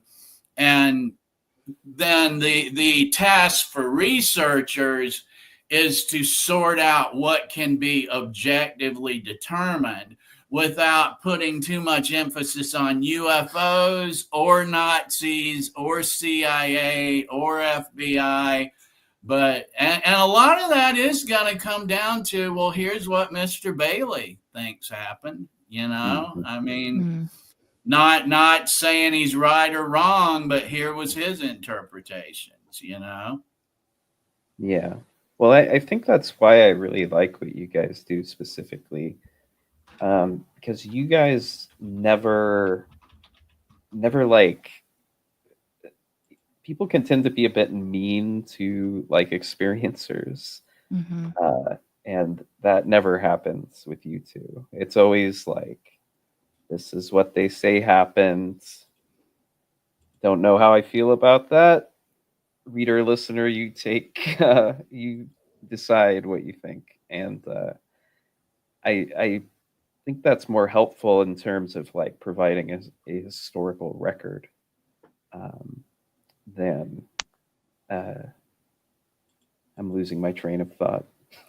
Well, I was going right there with you, though. And it gets complex, like, circling all the way back to where I started with talking with you tonight, Tanner. How much do you want to include? I mean, you could go off, you could start with a newspaper clipping on Reverend Bailey being taken against his will, drugged, and hung in a tree by a belt. And you could go from that newspaper clipping to a history of the Nazis in California and America. So you have to decide how far are you going to go with it, what's really the focus of your article and or video, and you guys know that dance. Oh yeah. Well, I found myself having to do a lot of dancing recently when I was trying to look at. There's a lot of allegations that Kit Green was part of MK Ultra, and that's sort of just presented by some of the biggest like unsubstantiated like rumor mill type people. And I had to go through it and look at the very unglamorous like lineage of CIA offices and programs to eventually find out if where Green was located within the CIA at the time would have been taking on MK Ultra work essentially after that program ended. And it's true, but it's not the glamorous like Kit Green was MK Ultra thing that I think a lot of other researchers would try to put forth. And I have to ask you, because of your deep dive, I mean, do you think Kit Green really truly was in the CIA? I do. I guess I'm basing it a lot on Jacques Vallée's journals, but there are other references to Green at least being part of chemical and biological weapons research within like Sterling Seagrave's books. there are I looked into him working on the case called Yellow Rain, which was like it's like an intelligence scare in the mid 80s that kind of went nowhere because it turned out to be bee excrement. But they thought it was chemical weapons. And Green, listed as an employee of the CIA, was involved in one of the major studies on that, like essentially the Yellow Rain stuff. And there's a lot of places where he's in the right place at the right time, just based on like where Valet is talking to him, like, you know, things that he'll mention, and then later on, I think it probably gets a little murky because he is still very cagey about a lot of his background. But there's just certain people he's interacted with where it makes it seem like kind of a no-brainer to me that he was at least a CIA analyst. Maybe like the extreme like chemical and biological weapon stuff gets exaggerated, but yeah. Well, I mean, I think that's where I got really shocked, is that he admitted to running the polygraph program at the CIA in a like 2006 article that he did for Wayne State University's like medical paper, like kind of like an internal thing. And that alone was like something I hadn't seen elsewhere. But if he was telling other people that, I think that might be how the like MK Ultra rumor mill thing got started. That and he was apparently hanging out with Jolly West a lot in the 80s, but I'll put that by the wayside. You know, and I've got to ask you, he was a Medal of the Honor recipient, right? From what I read in... I'm not 100% sure. Oh, he received the Presidential Medal of Intelligence. And so wouldn't that be something we'd be able to find out and verify? I would think so. And I also find it odd that I can definitely find that he worked on the Yellow Rain project. So the thing that he claims he got the medal for. I can't find records of him receiving the medal. But I'd find it odd that he would receive a medal for that at all in the first place, because his conclusions are now largely discredited as far as like what he was telling the CIA and what he was telling the White House about the Yellow Rain incidents. Yeah. That whole like giant 2-part article was just so full of like weird intelligence games. I'd almost like assume he definitely has a definite like CIA background just because of how he interacts in like the UFO community. It's kind of like sucking in information like a sponge, leaving little bits of information that he kind of watches how it spreads elsewhere. And yeah, I reached a point in volume 4 where I don't know why I'm doing a big rant now. I'm sorry. But that's good. Emily's like, okay, it's 2:30 now in the morning. There's a part in volume 4 where Valet catches Kit Green spreading rumors about him being at a UFO crash site in Brazil or something like that. And Valet is like, well, why the heck is he saying this about me? He knows it's not me. Just odd stuff. And they were friends. It's very well. Would you trust Kit Green as a friend? I wouldn't trust either of them as far as I could throw them, to be honest. I think they're all very suspect individuals, and they've got a good shtick going on. They do indeed, yeah. Yeah. they've, especially recently, a lot of people that we see in like the 70s and 80s and 90s have been kind of elevated to like elder statesman status, when in reality, like, what did they accomplish back in the 70s and 80s? Right. Have we had substantial change since then that's directly attributable to like ufology in the 70s and 80s? Only in a negative way. I gotta validate your point there a little bit, Erica. She's been on me about that one for a year or two now, about, how sure are you? Because I'll call out these other guys that I'll say I can't substantiate they were in the CIA, and she'll be, how sure are you about Green? And I'm like, well, I mean, he's got a lot more press coverage. He's on NPR. But I'm like, okay, point taken. What's good for the goose is good for the gander.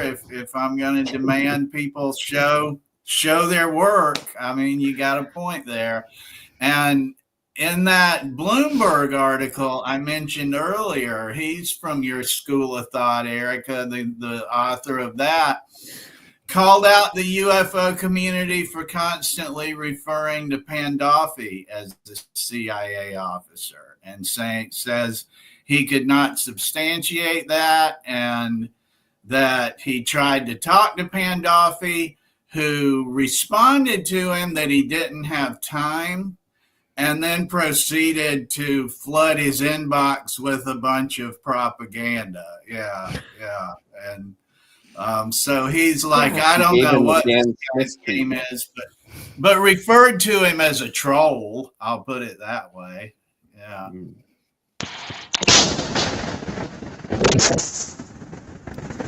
Oh. Whoa. Something's going on with your mic, Erica. Oh, shoot. No, you're fine now. Okay. I don't know. You. The cussing came through fine. That did it? Well, that's unfortunate. Just get me going. But I think the more that I've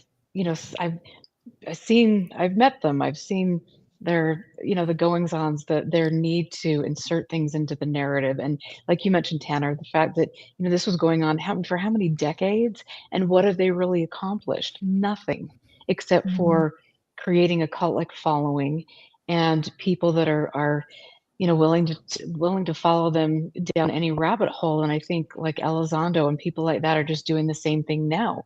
Like, can you verify a lot of his history? No, you can't.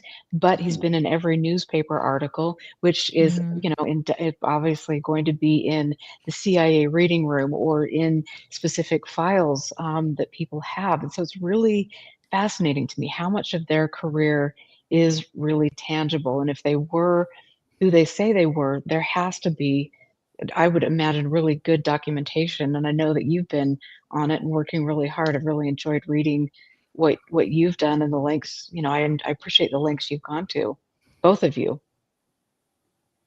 with your work. I mean, I don't think either of us would be as interested as we are in this specific angle on ufology and the fringe if it weren't for you two. It's true. Kind of Thank you. It's an alternate reading that has been absent for far too long. Well, you know what? I'm really happy that we found. Thank you for that, and I feel really lucky to know both of you, and I can pass my torch. Let me pass my torch, Emily. Take over for me. You got it. Oh God! Oh no! With the torch. One more here.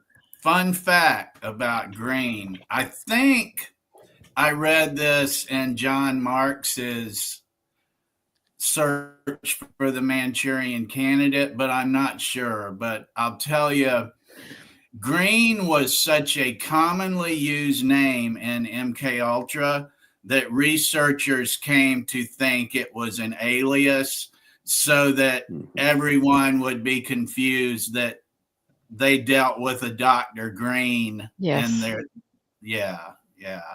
In fact, Kit Green gets associated with a lot of, well, there's another MK Ultra doctor named Green, and it's not coming to me. But a lot of people just say, oh, that was Kit Green. And it most certainly was not the UFO case. Yeah, that's why they did it. Yeah, that's why they did it. Yeah. And he was the one, from my understanding, the other Dr. Green. I mean, there were hearings on some of the things that he really indoctrinated people into believing specific things. And I know that there are, got to go back and try to find that. But yeah, that Dr. Green was quite special. So that's interesting, Jack. And the last blog post we did at the EFR blog had some research about CIA's shady involvement in the mortgage business in the 1970s and 20th century.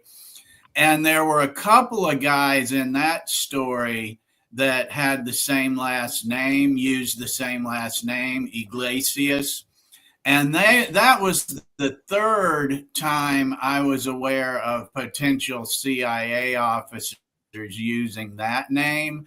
And these two guys, I don't think ever turned up that were involved in this story. So yeah, you can be virtually certain that, it wasn't their name, and then like the more people that you'd think they'd use a lot of different names, but I think they all use the same name for that purpose, that, the same guy obviously couldn't have been all over the world at the same time. Yeah. Never say never. But I know that we have gone way past our time. And Emily, I've just got to say thank you for being such a love and staying up late. Oh, you're welcome. We'll do another hour if you want. Oh my goodness. I think I might need to stand up and do some jumping jacks. You know what I would love to do? Yes, I really enjoy talking with you guys, and thank you for your patience and going over with us, and thank you for facilitating it, Erica. Yeah, and would you guys be willing to come back maybe in a couple weeks, and we can continue the conversation? We will talk to you two anytime. Oh yes, okay, it's a date. 2 weeks from Friday. Jack, are you groovy? That weekend, I'm afraid I am not, but we will have to do something soon. Okay, I will get with you guys and we'll do it, and we'll just keep. Because there's so many things. Obviously, we could keep going, and I want to continue this conversation. I want to thank both of you for being inspirational to me. It is really cool to know, and especially looking in chat and seeing this great community that we're a part of, and that's very meaningful to me. So thank you both. For everybody that wants to find out more, even though all of you in chat definitely are very familiar with our guest tonight, but you can go to Weird Reads with Emily Louise. You can look at her wonderful YouTube videos. Tanner has a great Substack, which I'm very happy to be a member of. I love it. You can find, go to Tanner Linktree, and then also on, oh my gosh, on Substack.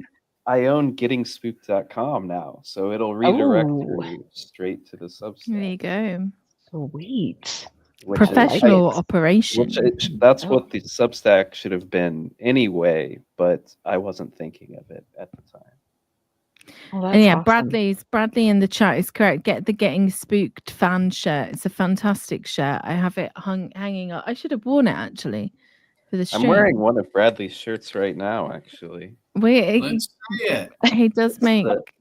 I can't get it out. Nobody can see it like that. But it's fun to watch you try, though. Well, this is no. I refuse to get unclothed on a stream. Come on, are you kidding? Give the audience something. Take it off. Go to his site. It's the cover of the MUFON Symposium of I think like 1989 is what the shirt is. I think it's 89. I could be wrong. Oh, the Bill Moore. Yeah. Yeah. That is awesome. It's like a It's like the cover of the MUFON's release of it. It's like a. It's like they didn't include Bill Moore in that 1989 symposium printout. Funny that.